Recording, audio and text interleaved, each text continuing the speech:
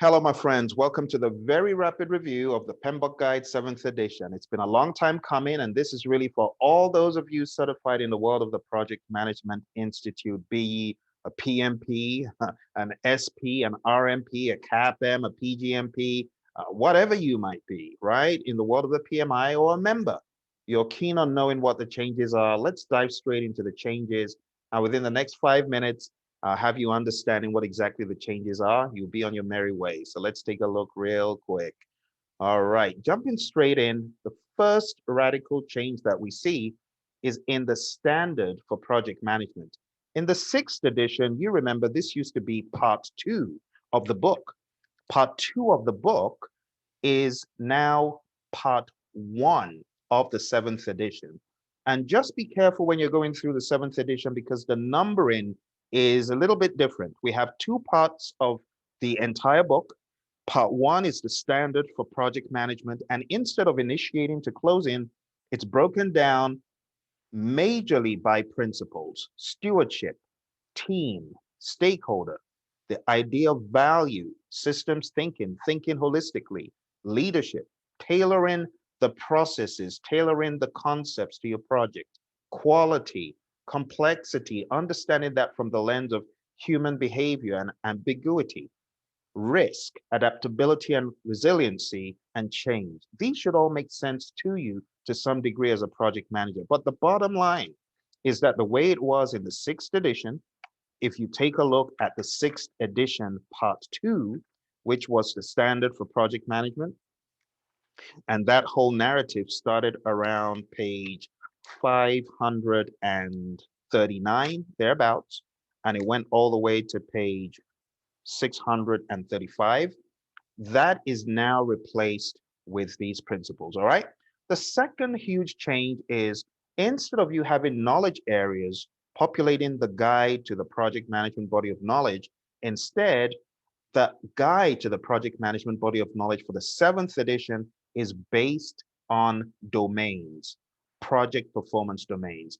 We have stakeholders, team, development approaches and life cycles, so iterative, incremental, adaptive, all that stuff, planning, the concept of planning, now broken out as a domain with everything that you knew from the 6th edition in planning, now in here, but broken out differently. So we go through schedules and cost and scope, but it's worded differently. Project work, the idea of executing, delivery, similar to that idea, but cut out just for delivery of that value, product, service, or result. Measurement, the idea of measuring various things as a project manager, and uncertainty, which is really more like code for risk. And in addition to that, we have tailoring, all of this, models, which deals with different models for change management, for various aspects of project management. The 5 process groups are now here. So if anyone was looking for where the process groups are, the 5 process groups is one tiny little piece inside models. They have the ADCAR model, John Carter's model, the FP IMS model, I call it the FEPIMS model from the PMI, different things there. Okay, and then the artifacts deals more with ITTOs. So that is a massive change. Imagine going from what is here to here and what is here to here. All right, but that's the massive change that presents itself in the 7th edition. There's also the appendixes, the glossary and index, but there's also mention made of PMI Standards Plus, a digital content platform. They've got some really great stuff in there, and I've actually got in there and taken a look, and there's videos, there's content to help teams develop and grow. So that is the top of the waves breakdown of the differences. To really drive this home, I'm going to show you one more time the 12 principles. Be a diligent, respectful, and caring steward. Create a collaborative project team environment. Effectively engage with stakeholders. Focus on value. Recognize, evaluate, and respond to system interactions. Demonstrate leadership behaviors. Tailor based on context. Build quality into processes and deliverables. Navigate complexity.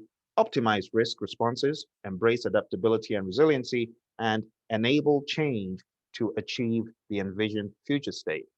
Part 2, like I said, is all about the domains. Here are the performance domains really quick. You have stakeholder team, development approach and life cycle, planning, project work, delivery, measurement, and uncertainty. And that, my friends, is a rapid breakdown, a rapid review for you. PMPs, PGMPs, certified in the world of the PMI or not. I hope this helps you wrap your mind around what these changes are. Check out my other videos on this channel or the Praizion channel to learn more. I have videos of 2.5 hours long, pretty much, and another 1.5 hours on more intricate details. All right. I'll see you there. Bye for now.